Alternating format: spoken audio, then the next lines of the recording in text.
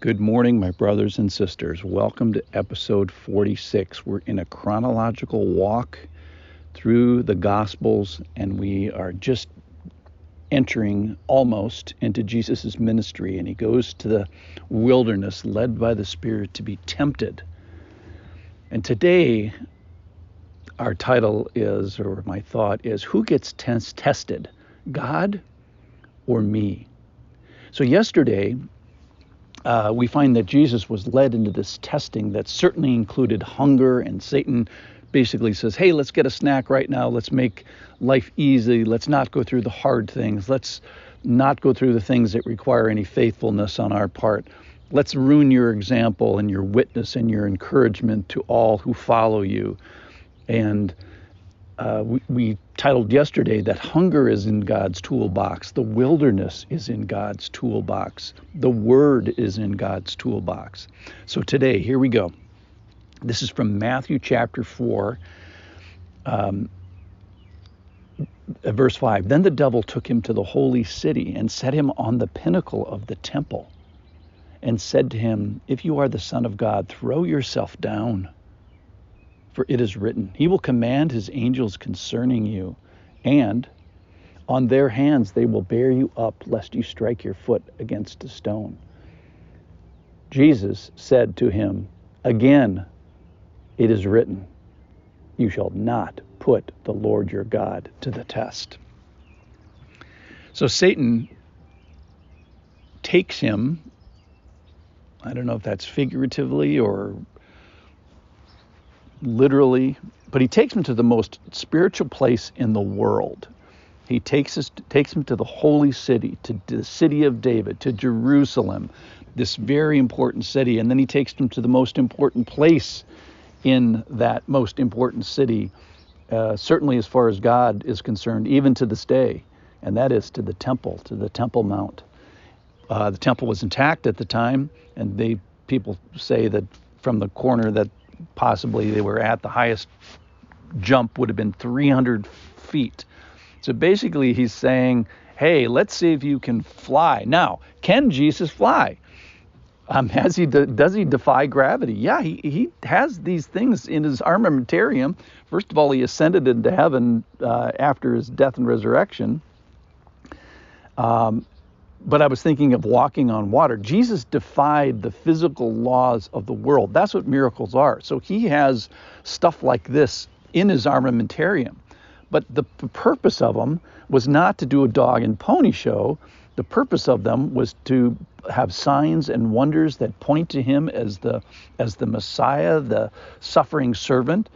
Other things that they seemed to do, the miracles was compassion for the sick and the demon-possessed, and even the hungry, 4,000 one time and 5,000 another. So it's not a dog and pony show. Like when Jesus was just before his crucifixion, they drag him in front of Herod, and Herod, when he saw Jesus, he was very glad, for he had long desired to see him because he had heard about him, and he was hoping to see some sign done by him. So he questioned him at length, but Jesus made no answer.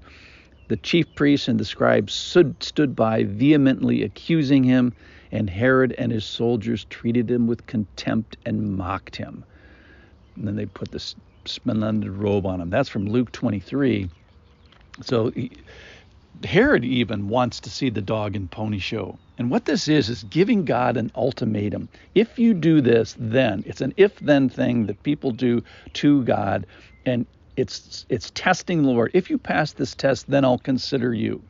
So maybe, like, for example, if my child survives a war, then I'll believe in you. Or if this person I know who is sick, or a relative I know that is sick, if they recover, then I'll follow you. And that's not what our spiritual life is about. It's more like, when I am tested, I will walk with you. When I'm in a war, I will follow you. When I am sick or someone I know is sick, I will be faithful, and I will be faithful with my mind and my thoughts about you. So one of the interesting things about all these encounters with the devil is he quotes Scripture. So does Scripture say that you should throw yourself off a building. Well, he's kind of proof texting it. So kind of, in a sense, yes.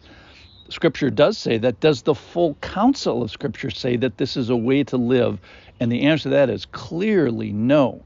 So first of all, don't trust anything that Satan says or tempts you. He's a liar. He's a deceiver. He's a murderer. He's an unrepentant liar, deceiver, murderer.